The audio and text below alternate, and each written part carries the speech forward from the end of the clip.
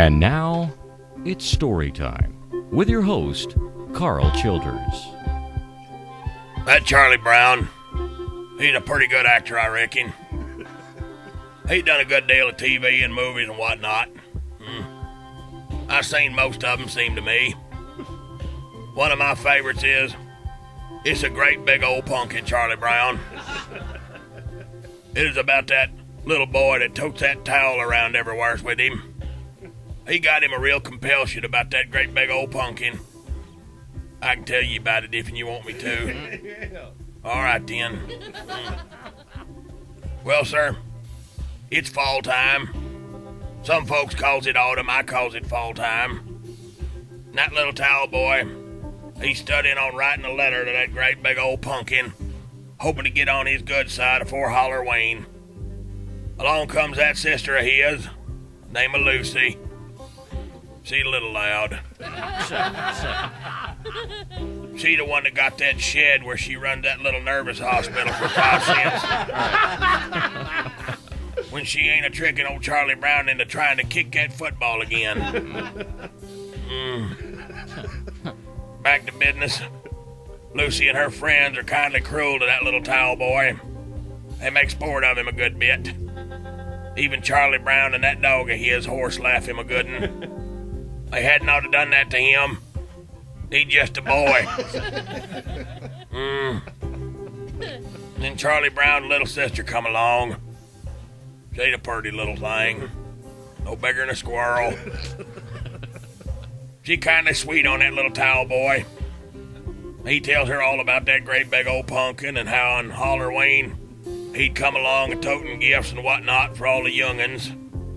Kinda like Santa Claus, I reckon, but with a big orange head. Towel boy and Charlie Brown's little sister may head off to that pumpkin patch to wait for that great big old pumpkin. And the rest of them start getting their costume ready to go. That mouthy girl, that red-haired girl, that dirty boy,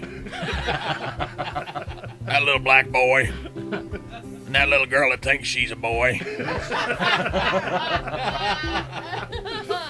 Even that funny boy that plays the piano. Not funny ha-ha, funny queer. I reckon she ain't figured that part of it out yet. They dressed up like all sorts of spooks and haints and scary critters. Charlie Brown's costume is kindly pitiful. I reckon he's supposed to be some sort of ghost, but he had trouble with the scissors, seems like to me. Looked more like a piece of that cheese with all the holes in it. Well, sir, they made the rounds of tricking and a treating here and there.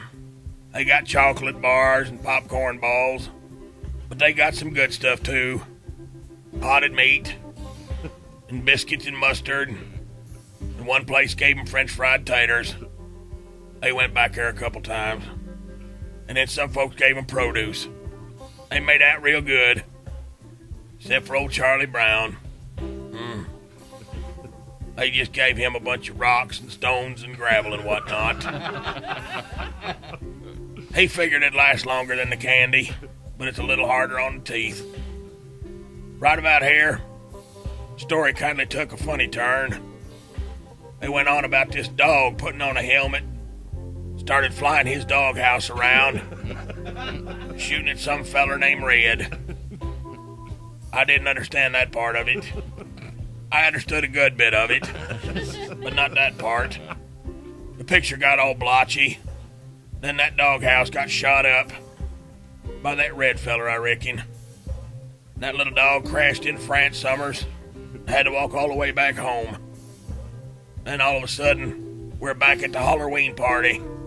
And old mouthy girl's bobbing for apples. She come up with an apple all right. And that flying dog was holding on the other side. I can't quite figure out how that dog got from France to that apple bucket. Well, sir, Halloween's almost over, and that towel boy and Charlie Brown's little sister was still in that pumpkin patch. She done missed all the tricking and treating and potted meat, and she just sees red. She cussed out that little towel boy for wasting her night. She gets ready to walk out on him, and they hear this spooky noise. I think it's a great pumpkin, but it's just that darn flying dog having fun with him.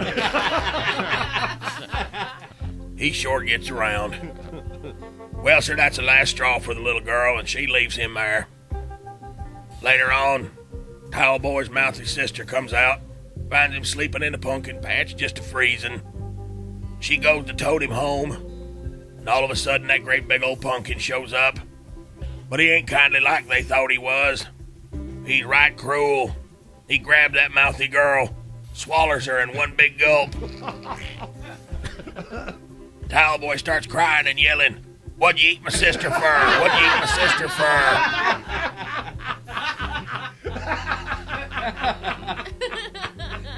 He getting ready to move in on little Towel Boy there and swallow him up too. But old Charlie Brown shows up, cracks that great big old pumpkin with that sack of rocks he got. Killed him. Then they cut him open and saved that mouthy girl. Had a nice big jack-o'-lantern to boot. Turned out to be a real happy Halloween for everybody. Moral of the story is, don't get upset if some folks give you rocks. You might need them someday to kill a great big old pumpkin. The end. Storytime with Karl Childers is brought to you by Hargrave's Potted Meat Product. Chock full of peckers and lips since 1937. What do you make of that flying dog, little fella? I love that story.